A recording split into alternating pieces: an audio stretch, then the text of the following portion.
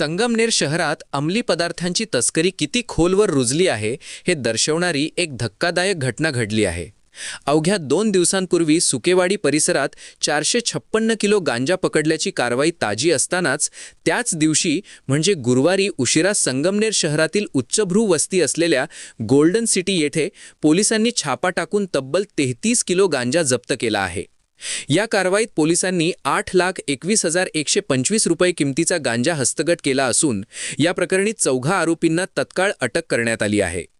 शुभम चंद्रकांत जाधव वय 28 राहणार इंदिरानगर संगमनेर, विशाल अशोक गायकवाड वय 22 राहणार जनतानगर संगमनेर, प्रथमेश अशोक पावडे वय 22 राहणार इंदिरानगर संगमनेर, परवेज दाऊद शेख वय 26 राहणार साई श्रद्धा चौक घुलेवाडी संगमनेर। पोलीस कॉन्स्टेबल विजय अण्णा खुळे यांच्या फिर्यादीवरून संगमनेर शहर पोलीस ठाण्यात गुन्हा दाखल करण्यात आला आहे।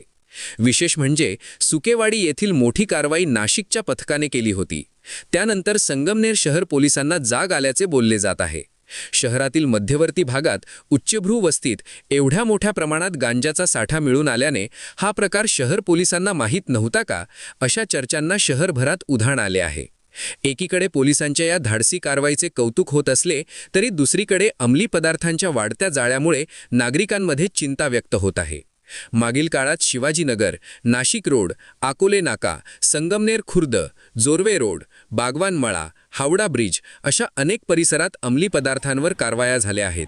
मात्र सुकेवाडी असो व गोल्डन सिटी या ठिकाणी एवढ्या मोठ्या प्रमाणात गांजा येतो कुठून आणि या अवैध धंद्याचा मुख्य सूत्रधार म्हणजे आका कोण आहे याचा शोध अद्याप लागलेला नाही। मुख्य आरोपींपर्यंत पोलिसांचे हात पोहोचत नाहीत अशी खंत सुजाण नागरिक व्यक्त करत आहेत।